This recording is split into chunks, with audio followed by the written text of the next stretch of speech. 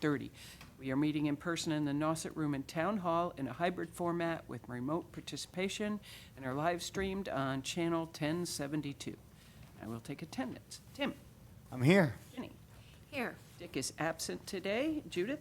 Here. Jerry? Here. Tracy here. Ken? Here. And David is absent today. We are joined by John Janelle, our Conservation Agent, and Christina Smith, our Conservation Office Manager, and by Meph Runyon, our Liaison to the Select Board. Our first order of business today, Notice of Intent. David Betts, Hinkle Lane by Down Cape Engineering, map 60, parcels 9, 10, 37, and 41 through 45. The proposed road repair and installation of new drainage. Work will occur within the 100-foot buffer zone to a bordering vegetated wetland within land subject to coastal storm flowage. Good morning. Good morning, Chair, members of the Commission. For the record, my name is Dan Ojala. I'm a land surveyor and also a civil engineer, and with Down Cape Engineering and Yarmouthport, I'm helping David Betts and a bunch of people who own the fee in the road out here at Hinkle Lane with a pretty straightforward matter. This section of road is dangerous right now. You can see from the pictures, we've got an emergency repair on our hands. There's a large gully washout down the center of the road. It's unsafe. I went out there this morning. I had four-wheel drive. It's a steep road in sections, and there's quite a bit of water that runs down it, and it's created a hazardous condition for emergency vehicles in the neighborhood, and they do their best to try and repair it, but we're in a situation now where we've actually got to do a full-scale redo of the roadway. The Wetlands Protection Act allows in their exemptions for pavement repair, resurfacing, and reclamation of existing roadways within the right-of-way, which we're doing, provided the roadway and shoulders are not widened, no staging or stockpiling materials, and they're stabilized within 72 hours. So were we not being goody two-shoes and adding some drainage, we wouldn't even need to file. This would be something that could be done under the Wetlands Protection Act without an NOI filing. But we want to, and we figured you guys might like to upgrade the drainage to the maximum extent feasible. And so to that extent, we've added some drainage system where possible. When you do drainage, you like to keep the bottom of the drainage 2 foot above adjusted groundwater. So what we did is this is the section of roadway that we're redoing. There's some higher sections here that drain down here, and there's some erosion in this area. There's an existing basin which we'll protect, and then we're taking as much water as we can, super elevating the road and pitching it to the left. And we're gonna capture a good amount of that water here with a deep sump-putted basin, a secondary deep sump-putted manhole, and a large infiltration trench beside the road shoulder. So if it weren't for that extra drainage work, I think we could argue that we would not need to file an NOI. Perhaps we'd come in under an RDA at the local, but we've decided that in the best interest of stormwater management and doing the best we can with what we have, we're introducing a drainage system that'll handle a lot of that. The rest of the water we've talked with staff about, and similar to many of the roads in the area, you just lower the shoulder and let it sheet into the natural shoulder where you get some filtration before it enters the wetland during a big storm. There's simply not a practicable way to capture that water, so it's going to remain basically like it is, downgraded to the new drainage system. So again, the association has been working for some time to try and get this to fruition. It's now become an emergency situation. We went through the narrative with some of the performance standards that you folks look at. I'd be glad to touch on any of those if you need to.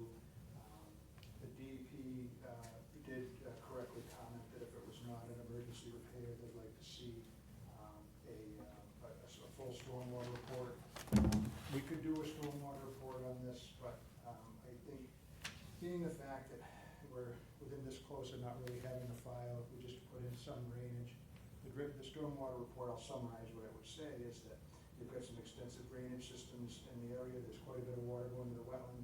There's going to be less water going to the wetland after, but still some, and you're going to get about that much paper and killing a tree or two to do it. So would appreciate if you could have the deference to consider it an emergency like we do and not require the stormwater report. But if you do need that, just let me know and we'll crank it out.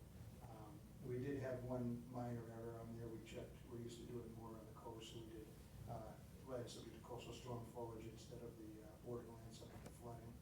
It would be nearly indistinguishable. Again, we're not adding any hardscape or any new drainage. In fact, we're reducing the impacts of that wetland. It's a huge wetland system that I believe is completely hydraulically connected to the pond, so you have a tremendous sink. There's no way that you could affect that water level with this little redevelopment project. So I think that we would be, we can recheck that box if you like, but by inspection, there's no impact whatsoever to the water levels, as there's no fill and no compensatory storage would then be required. NHASP just nicks the north end of the site. It's only right up here, and all we're doing up there is saw cutting and replacing some pavement. The rest of this is, you know, a full depth rebuild. We'll either grind in place and redo it or introduce T-base and redo it. But up here, you can see the NHASP line just next to that corner. Because we're working within existing roadways, the DP comment was that they felt it might be exempt under 310 CMR 10.022B2P. We're outside the floodplain, and it's a buffer only. It's an existing area, but nonetheless, we did file with them. We expect to hear within a few weeks on that. So without going into the narrative anymore, I'll leave it at that. You'd be glad to answer any questions if you do have them. But I think you could find that this is a nice improvement for us there. Folks that are working under emergency conditions to try and get this wrapped up and done as quickly and safely as they can and as economically as they can. Again, normally you just call the DPW and they take care of it, but here it's a private road. These folks are on the hook for it, and they want to do the best they can with what they've got. Will that answer any questions? Thank you. John, there was some information from DEP that you wanted to go through. There was, and I think both Dan and I and some others received the comments late yesterday. He touched on a couple of them. I'd just like to run down for the rest of the commission and for the record. There was a, these are all dated yesterday, so via email. There was a comment based on the flood zone, whether it's St. Coast storm flowage or Stillwater flood zone. I think that could be worked out easily by Dan and the department. It's not connected to the coast in any way. It's likely a Stillwater flood zone. DP's probably got that right. That's just. Yeah, we checked the wrong box. I checked the wrong box on the Form 3. The most substantial comment I think Dan mentioned from the department was the whether it was considered an emergency repair or not, and whether a stormwater report shall be required or not. And I know it's an additional exercise and expense to the neighborhood that's tackling this private road repair. What it would drive was, I think, in my opinion, what it would drive is the stormwater fix that's being offered. As Dan, I think, touched in his presentation, the true emergency repair wouldn't really dictate the need for the stormwater solution that's been offered in the initial filing. DEP's flagged it. I think you'll ultimately continue to allow NHESP to comment, and there was a comment on that as well. And allow Dan to talk to the department more about this, but given that there's so much of the problem that we saw on the onsite is stormwater driven. So the stormwater solution has been offered, I think both very, very good, smart, logical, and the way to approach you guys with this fix.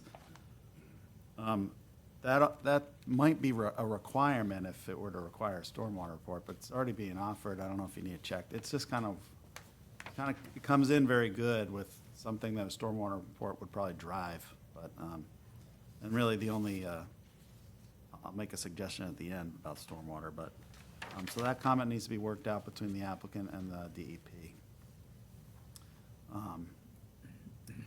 There was two more comments. One related to the project area that's within NHESP mapping, and as Dan cited, that might actually be offered an exemption.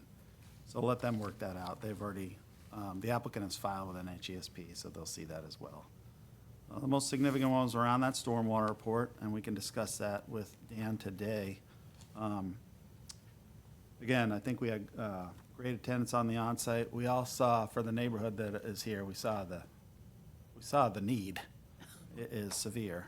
And the only comment I'll make while I'm still talking is for Dan, that I heard you say there's no practicable way to deal with the water at the low spot, but I liked the addition of the trap rock for capturing whatever sediment makes those low spots in the new proposed swale. Is that something that could be added to the area that, we kind of focused on those two areas that are on site? There's kind of two low spots where the low spots outlet into the resource area or immediately adjacent to the resource area. And it seems like a low-cost, low-effort thing to do a similar trap rock, trying to catch any sediments before they make it into that swamp at that area that you have marked country-style drainage to remain. Okay. So we stopped there, and we stopped at the proposed new scupper, swale, whatever you call it. And then we stopped up at the basin, and we walked the whole road. But that would be my only comment from the on-sites, and happy to try to answer any more stormwater questions as they relate to how an applicant files road repair work. Okay, commissioners. Tim? Yeah, I just have a couple of concerns, or just one concern with the two blowouts. And I was thinking of maybe possibly some kind of berm, but I've heard that snowplows will take that berm right out if there are any snows. And so I was just curious if there are any other ways. You had mentioned that you can't get, you're minimizing the water going into those two areas. I was just hoping no water would go in there, but that doesn't seem to be practical. And if you could just comment on that a little more. Yeah, it's, without a huge expense, I mean, you'd have to literally put retaining walls on both sides of the road and lift it up and then put the drainage under the road. It would be, hundreds and hundreds of thousands of dollars. So short of that, I think, to John's suggestion, we'll just super elevate that road and try and take it with a little shoulder strip in those lower areas, some additional wash stone and riprap there. And I think that's kind of the best we can do without a super expensive road elevation on this one. We sized the drainage, we put it as low as we could, and we're gonna tip the road so it'll take the majority of the water, certainly a first flush type situation into that catch basin that's near the 28 contour there. Then when you get down near the 25 and lower, that adjusted groundwater is way up at 21. There's just no 22. There's no real way to infiltrate it. There is some shoulder there that I think takes some of the water. We had looked at perhaps trying to grade it out and bowl it out a little bit, but it's just not very practicable. You'll end up with a sharp slope against the road, and then it probably would erode in the wetland. So I think super elevating it and putting some trap rock there is probably the best solution. Okay, thank you. Jenny? Thank you. No question that there's a need. I guess my only question at this point is, while I'm really glad to see that you're doing silt sacks in the existing catch basins, do you have an inspection/maintenance plan for the catch basins going forward? Not specifically, but we could work up a brief operations and maintenance plan for the folks. Generally, you'd inspect, and when the sediments reach a couple feet up, you'd have them removed, so we could give them a simple O&M guideline going forward. That would be a good idea, I think, because there's no sense in putting in the catch basins if they're not going to function correctly. Yeah, what we do find that the primary and then the secondary, you get a lot of that sediment removed, but then, to your point, eventually you have to get that out of there, or it's just going to clog, so that'd be, I think, reasonable. That's all I have right now. Okay. Judith? And, yeah, with a hill that steep, it's going to be hard to avoid sanding in the winter for ice and snow. I would hope that it would not be salted in the winter. Again, in the interest of keeping chemicals out of Baker Pond and out of that marshed area.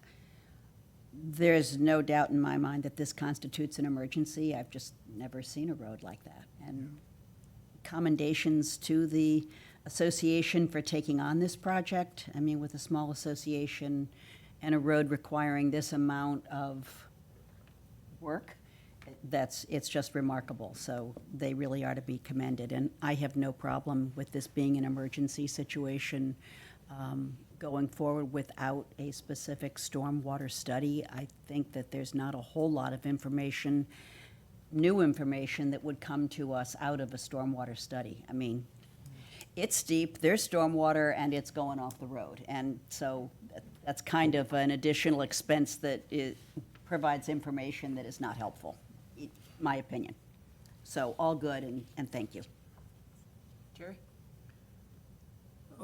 About my only question is, on the onsite, you could see where a lot of debris has been washed into the wetland along the side, you know, where they try to repair the holes and it just washed out. Is there any plan at all to kind of try to get some of that out along the road, along the way? Or, We could certainly look at it. I don't know, John, if you think would do more harm than good going in there and getting it, or if you think it's, you guys think it's reasonable. I'm Well, sure we could have the contractor do something. Yeah, I think we did look at that at the onsite, and I think one way I'd suggest we could maybe handle that is through pre-construction meeting. And I think it'd be easy to quickly, especially those two areas where it's already kind of discharging and new swales are proposed. I would love to see, and it's a quick effort just to remove some of that while work is being done. So I'd say through pre-construction, we can handle that. Yeah, I It's could- all inside the limit of work, Jerry, so I think it's inside the scope of the project. Okay.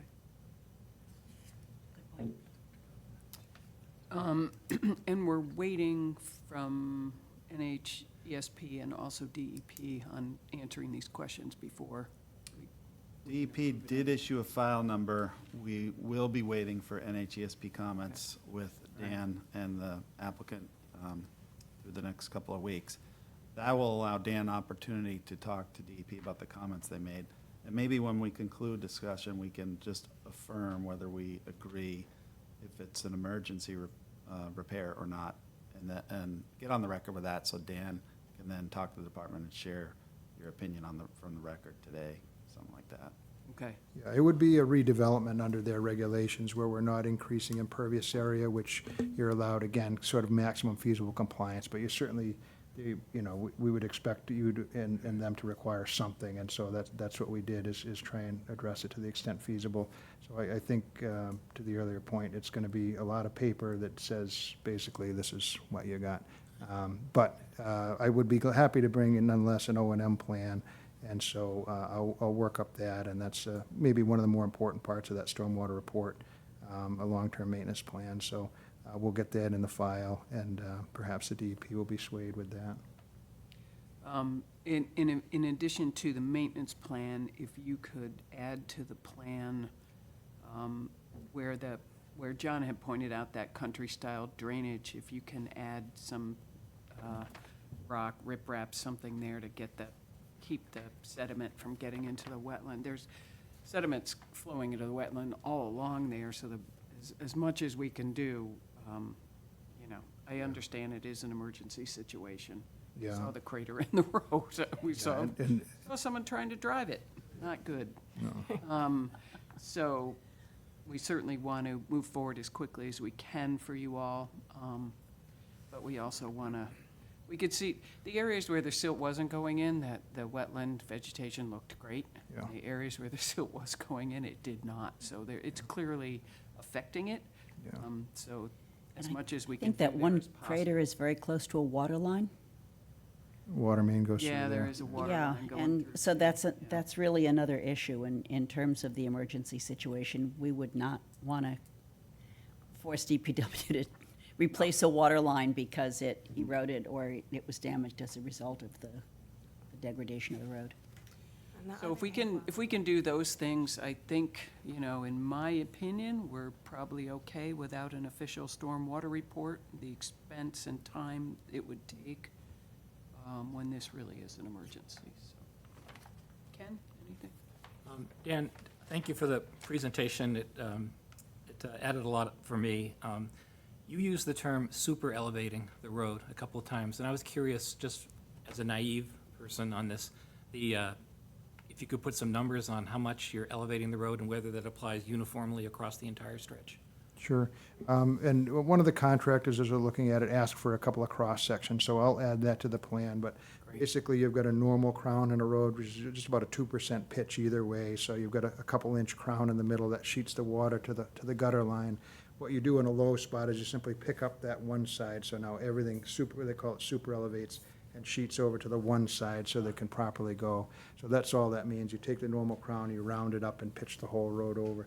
That's shown with the contours, but to a layman, it's not particularly clear, so I'm gonna add some spot grades to the plan as when I do those swales, and then it'll be clear to the contractors exactly just how to pitch that road, just to crack it a little bit to get the water to sheet to one side. Okay, that's incredibly helpful. Thank you very much. John? One last question for Dan. When the final work is done, will that basin, well, there's one basin that exists today that's it's full of sediment. It's not really working because of the way the road's falling apart. Will that function again? That's just a catch? Yeah, we could certainly clean that out, again, it's sort of a little bit of a pre-treatment, I suppose. It'll do something, not everything, but we'd be happy to get that clamshell bucket or a vac truck and clean that out. And then, yeah, we are gonna create a little berm around it, so that'll fill up and then it'll bypass, but at least. That'll work again. That's once. something. Hopefully, well, yes, it certainly will do something again. Okay. We're gonna leave it there. Okay. Any other questions, I have, commissioners? Yeah, go ahead. Two things, I think. One is that if the road is going to be disturbed more where the water line is, it might be prudent to ask the water department to come out and take a look at that service while there's disruption. They'd be happy to do that. We can have them join, like, perhaps a pre-construction meeting if it's. Yeah, that might be That'd be an easy have way. Todd come out and take a look at it. The other thing I wanted to do, and it's called out in our standard conditions, especially in this area, and to Judith's point about salt use, is that there is a town fertilizer bylaw that prohibits use of fertilizers quite extensively near wetlands, so that would, mitigating the use or stopping using fertilizer in that area would be really helpful to the health of the pond, the wetlands, sorry. Yep, that shouldn't be a problem. It's Yeah, it's just a kind of a little natural adjustment. shoulder. Yep. Yeah.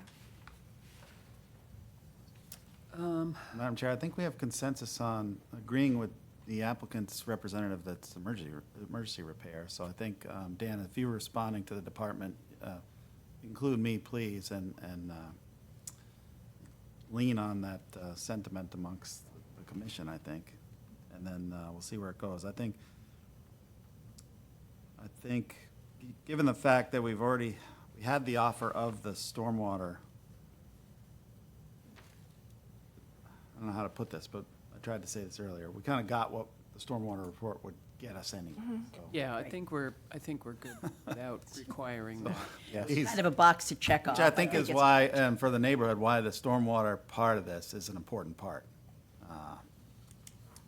So, It would have been required, it is required, we put it in, it's just, Yeah. you know, if we don't have to do a voluminous report, everybody appreciates it, thank you.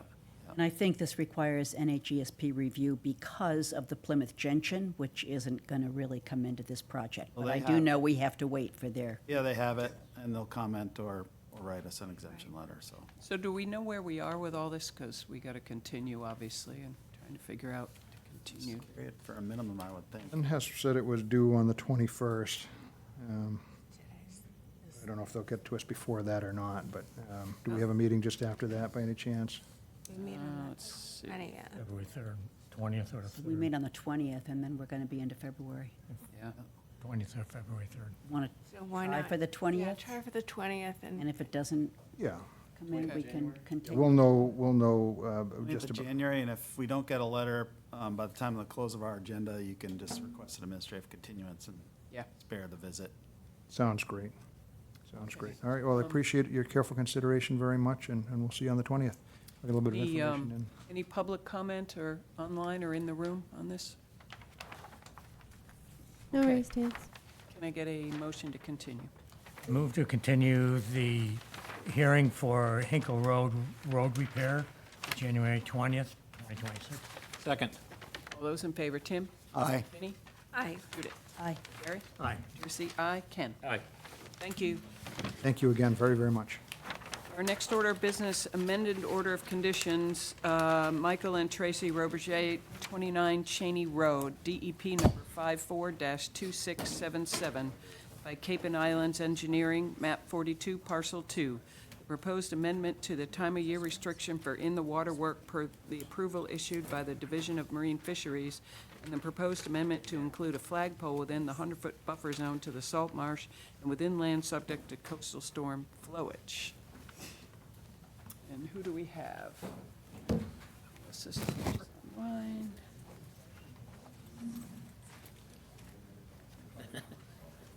Melissa St. Ange, project manager from PSD. Good morning. Good morning. Is there anyone else that wants to join us online? Just raise your hand and we'll welcome you in. Yeah, they were looking for Mark Dibbs from Cape and Islands to come in, and I'm Ben Zunder here on behalf of the Roberges as well.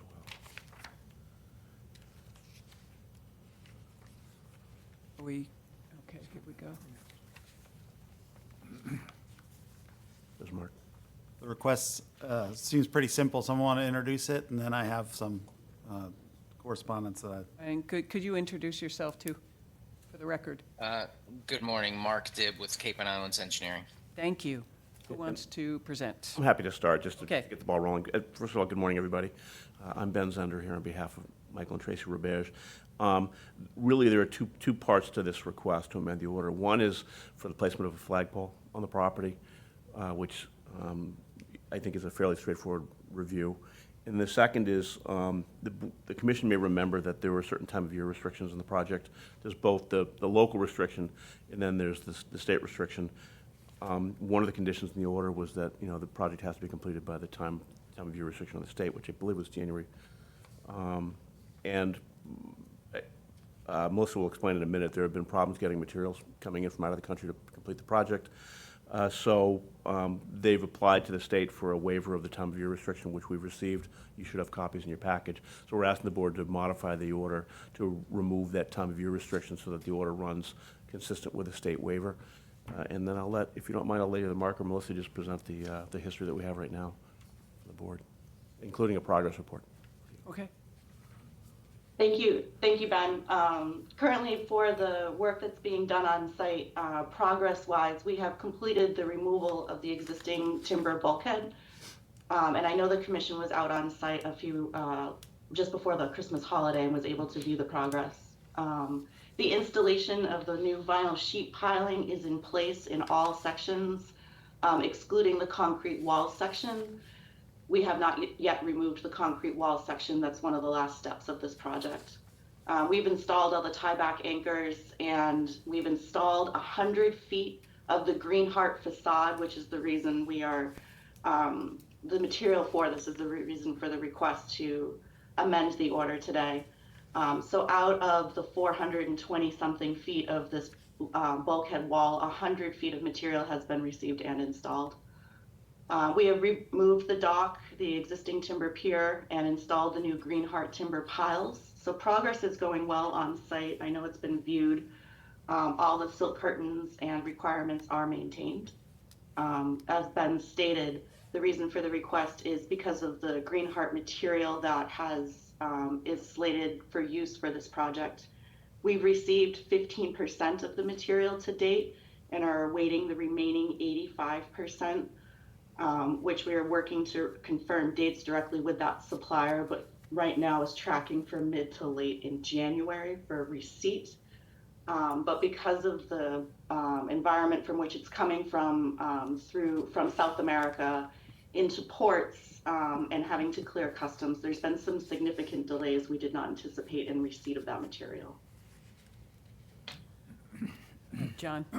Yeah, I should go over the paperwork because Ben touched on it. So We issued the order for the work, and that was a great report. The work is going well. I did take about half the commissioners there after the road on site last, I don't know, between last time we were together.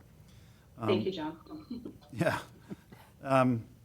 There were 4 special conditions with the order. One, there was a pre-construction meeting that we held. 2 is the time of year. So 2, we listed that as the in-the-water silt-producing work shall be limited to occur between September 29th and January 15th of the calendar year. Ben touched on the local. We didn't include the local because we talked about it during the open hearing process. It didn't make the paperwork, so we'll probably talk about that more today. But this time of year restriction came from DMF for winter flounder spawning habitat, I think was the letter.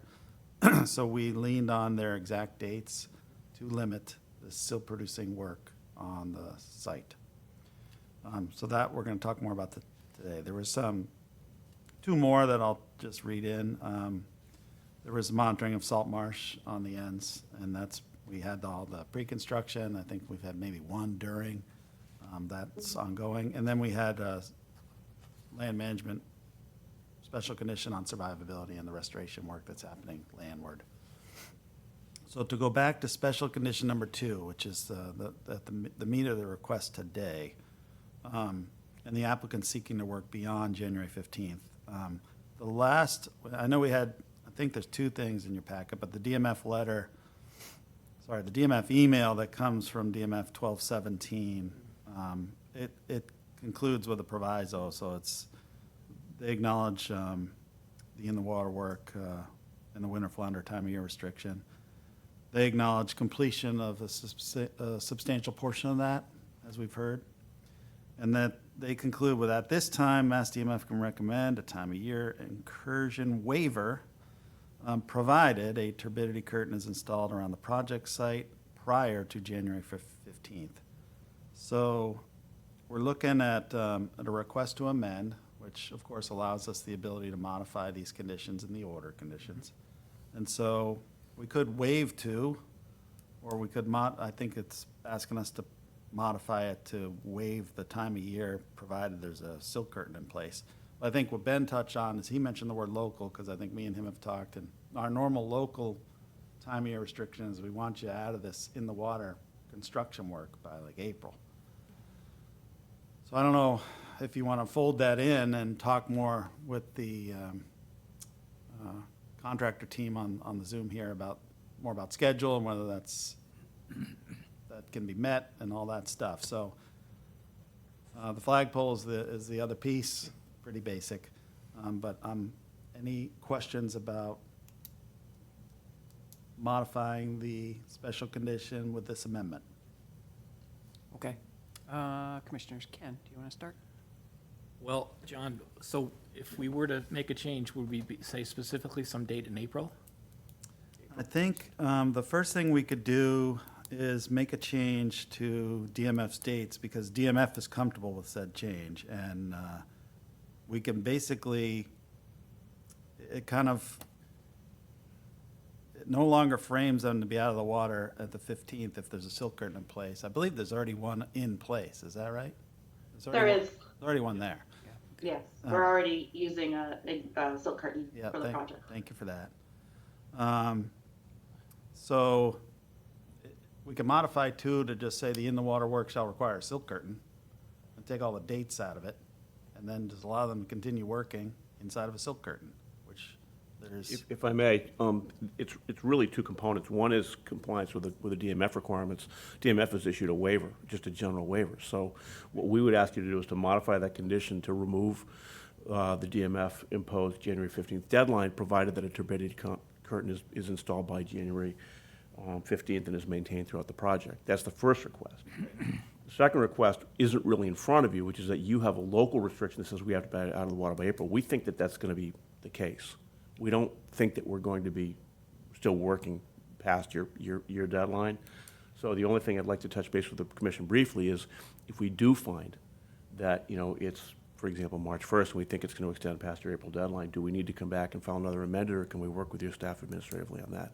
We would rather be able to work administratively on that and not have to go through the amendment process, meaning have some language in your amendment now that provides, for example, up to a 30-day extension, provided that, you know, the applicant consults with staff and complies with any requirements that are imposed by staff, something like that. We just don't want to have to go through the process again.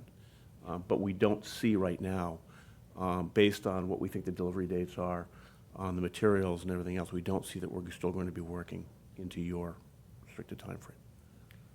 I mean, I would definitely think we should impose our April 1st time of year restriction on the project. Per your request, we can have it be with an extension via consultation with the office. I wouldn't be comfortable with a month. I'd rather, have that be Open, whatever staff. as short as possible in each segment so that we can keep consulting and keep understanding what's going on out there. My biggest concern is the marsh on the side with the concrete. And if you're saying that you're gonna do that later in the project, No, we think, and I'll let Mark jump in or Melissa jump in, we think the concrete work is going to be done this month.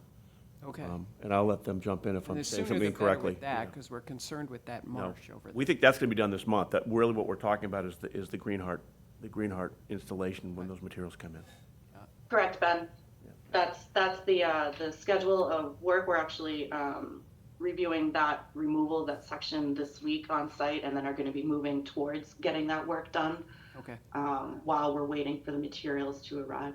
Can I ask a Okay. question on that? Is it, is it the, like the shiplap veneer that's holding up or the fender piles? Because I know that It's not the vinyl sheet piles. It's the facade essentially, the Greenheart material that gets applied to the Whalers. including the fender piles, or do you have, they have the? We have some of the fender piles. We do not have all of the fender piles. Okay, because the veneer, when we were there at the onsite, like, that doesn't really go into the bottom. I mean, we heard that it's touching the bottom, or it's the fender pile driving is kind of the commission's traditional in-the-water work that they'd like to see done by April 1st.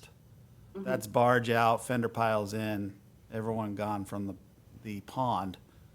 Is that something that you have a reasonable certainty that you'll be able to finish by that date? I know that they're tied to the. With reasonable certainty if material is received. It's not the time frame for the work itself to be completed, it's receiving the material to put. It sounds like the commission's willing to give you some flexibility, but not months, If we have a cold spring, usually we do have some flexibility, and So you're awaiting the fender as well as the Greenheart? The fender piles are also from the Greenheart timber per the requirement. they can't, it's a sequence. They can't be Yeah, put in until the understood. other Yeah, stuff's. no, understood, so. But to your knowledge, the ship wasn't bombed and sunk. To our knowledge, no, that is not the current case. It is approaching Don't know. port, Just saying. as I know, but yeah. So, Went there. I had that thought. So, Anyway, keeping politics out of it, Ken, sorry, you, and more questions from. No, I was going to bring up that concrete wall, Ben, just because this has been an extremely well-run project, well-presented. But that's the part of it that freaks me out the most personally, because it seems like would be so disruptive to that marsh. So as long as there's a plan to, Yeah, that doesn't depend on the availability of the materials coming in. That's just, they're in the process, in their timing of having that done this month. So, I think at most what we would be asking, hopefully administratively, if you amend your order, is for some brief extension on the installation of the Greenheart, based on availability of materials. If you need it. and does that turbidity curtain extend to the concrete? I would ask Melissa that question, or Mark, yeah.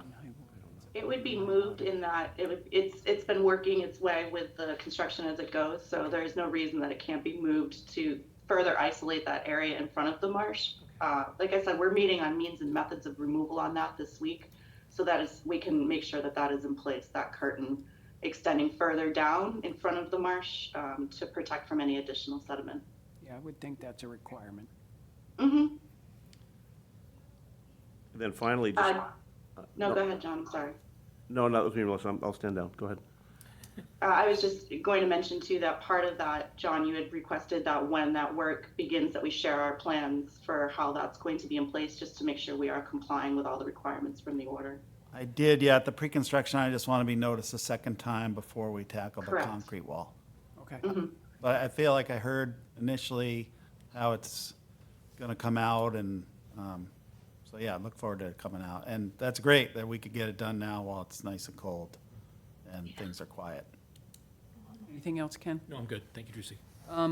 Okay, yeah, so I am in with the local April 1st time of year restriction with an understanding that if there needs to be an extension of, I would say on a weekly basis, that the office be contacted to explain why and when the work is expected to be completed.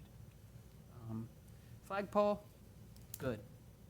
So, if I could, you're considering a motion on the amendment of accepting the plan showing the location of the new flagpole, modification of special condition number 2 to eliminate the dates, but require a silk curtain for in-the-water work, and new special condition number 5 that will require all in-the-water work to be completed by 4/1 unless otherwise notified. I think that would cover it. Yep. I have one question. What happens, and God forbid, you know, the delays and such, what happens if it goes beyond that? Yeah, it's a good question. I've done these before where it's, you know, the end of the week, or if it's like a month, we'd be talking in here again. Yeah. If there's some significant, and because of Can't the, be having a lot of work done in that pond in May. yeah, that'll be a problem. Because the sequence of, I think, how they're building the wall, they're waiting on these materials, and the in-the-water work, the last in-the-water work, I think, is the fender piles and all the fastening to the tiebacks, is what I Correct. understand. So ideally, we'd have that done, and the, you're not using a barge currently for in the water, are you using a float? We're using a barge for in-the-water work related to the pier right now. Okay. But not for the installation of the fender piles. That's being done from the land side. I think you understand, because now we're talking about it here, the goal is to have all that done by April 1st. Correct. Okay. Okay. Ginny, or Jerry, Judith, anything? I just want to say, for the record, that I'm uncomfortable with doing any extension administratively because that's such a visible project, and I think there needs to be some public component. We could do it as a commission meeting, as long as we don't require another amendment. I think if we did it That in a would be- meeting setting, then you would have the office kind of carrying some overage for a couple of days while the team got back in front of you. That also works. I don't think I- that's a heavy lift. I would be much more comfortable with having some public component. That sounds good.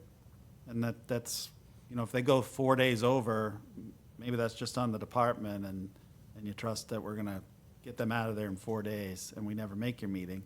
But if it's a month over, I'd be bringing them in anyways, Jenny. Okay, yeah. We can write it that way. We Yeah, can't, I mean, people watch, month over. listen. yeah, the point of putting that in there is so that we don't require yet another amended order. Right, I understand that. But if it's, you know, as John says, we can't get into May, Well, you know, to be delayed. we'll need to hear an update. And so you can modify and add new special condition number 5 to include your time of year in the water work to be completed by April 1st, unless the department or the commission is otherwise notified, something like that. And we can make sure that functions and reads correct. Okay. As long as it's on TV. Anybody else? Is there any public comment online? No raised hands. Okay. Can I get a motion? What he said.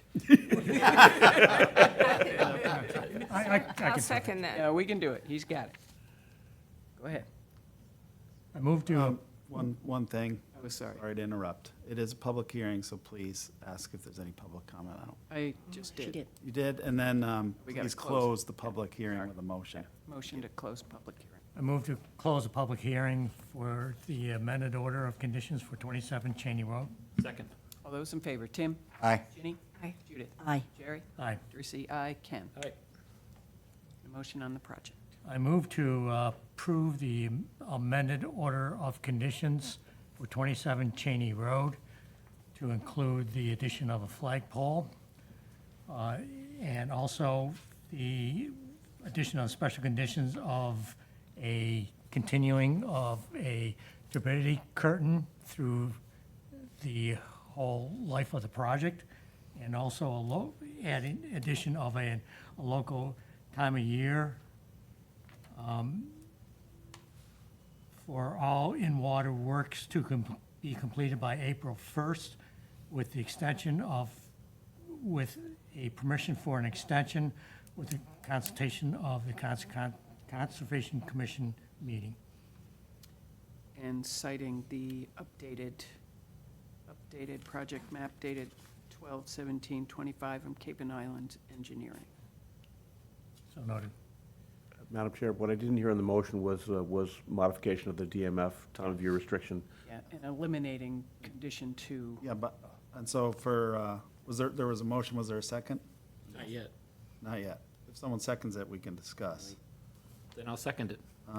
Under discussion, I assume that, yes, your reference to the requiring the silk curtain is to modify special condition number 2 for the DMF email, eliminate the dates and require the silk curtain for in-the-water work. That is correct. Okay. We can word that way. And then I think on new special condition number 5, I would ask that you include authorization from the department and the commission. So if there's a between meeting period where a couple of days can be granted to the applicant to wrap up a thing, I would like the department to be able to extend them that if it's reasonable. And then if we're going long, I'm in front of the commission, I think I'd like to see that motion kind of reflect the department and the commission, if you could. So moved. So moved. In case we're outside of a meeting schedule. Yes. Okay, Perfect. we have a motion and a second. Any other discussion? Okay, all those in favor, Tim? Aye. Ginny? Aye. Judith? Aye. Jerry? Aye. Tracy? Aye. Ken? Aye. Thank you. all. Look, and thanks for the neat and clean construction site. We've been there a bunch of times, so it's very well run. Thank you. Okay, We appreciate that. our next topic, Certificate of Compliance, Andrew and Maria Lestage, 14 Hayward Lane, DEP number 54-2569, the construction of a single-family dwelling, landscaping, invasive species removal, and site restoration. Work occurred within the 100-foot buffer zone to the top of a coastal bank, land subject to coastal storm flowage, and the Pleasant Bay ACEC. And I did a walkthrough with the full team, including Blue Flax Design, at the end of the growing season, just to make sure everything was looking great. It does, it looks great, it's in full compliance, it was really densely planted in terms of the understory plants. Tree replacement occurred with your permission a couple times with wind throw that happened. And everything's else is per your plan, so today you can find it in compliance today with a vote. Happy to answer any questions. Any questions? No? Okay, can I get a motion? I move to find the project for DEP number 54-2569, 14 Haywood Lane in compliance. Second. All those in favor, Tim? Aye. Ginny? Aye. Judith? Aye. Jerry? Aye. Tracy? Aye. Ken? Aye. Next order of business, Administrator's Business, vote to support the Community Preservation Committee application for the Putnam Phase 5 fields. John? This was my application,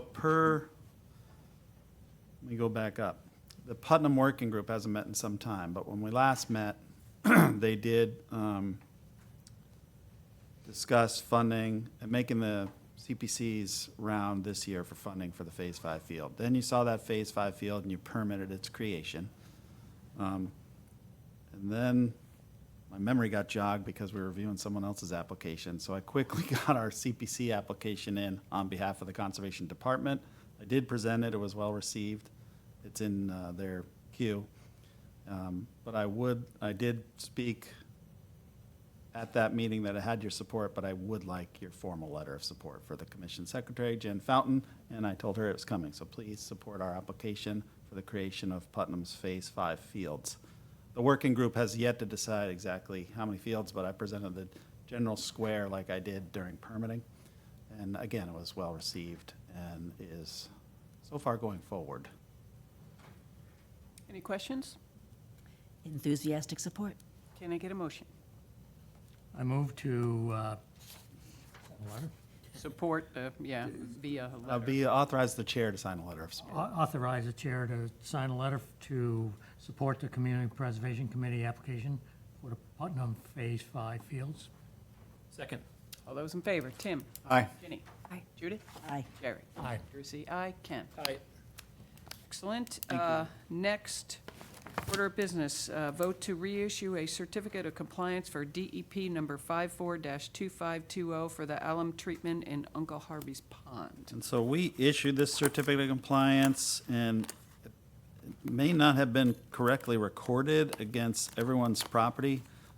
To go back to the order, this was an order that was happening on multiple properties, and the order was recorded against multiple properties, therefore encumbering multiple properties. One of the private properties has come up for sale and is being conveyed. Doesn't have the certificate of compliance or recorded against it. I don't know how that happened. That's not our job.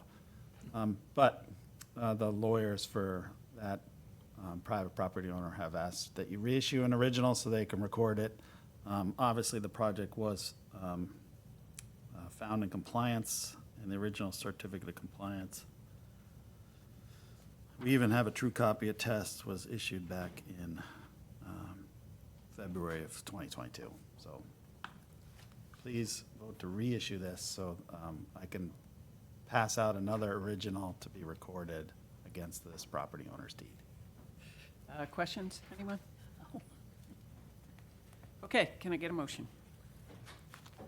I move to vote to reissue a certificate of compliance for DEP number 54-2520 for the alum treatment in Uncle Harvey's Pond. Second.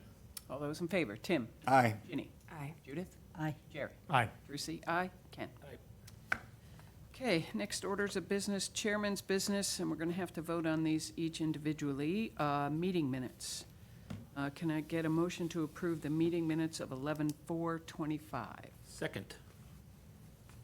Can I get a motion? Move to approve the meeting minutes for 11/4/2025. Second. Any additions, changes? No? Okay, all those in favor? Tim? Aye. Ginny? Aye. Judith? Aye. Jerry? Aye. Aye. Ken? Aye. And can I get a motion for the 11/18? I move to approve the minutes for 11/18/2025. Second. Questions, concerns? All those in favor? Tim? Aye. Jenny? Aye. Judith? Aye. Jerry? Aye. Brucey? Aye. Ken? Aye. And for the 12/2s? I move to approve the meeting minutes of 12/2/2025. Second. Questions? No. All those in favor? Tim? Aye. You thought about it for a sec.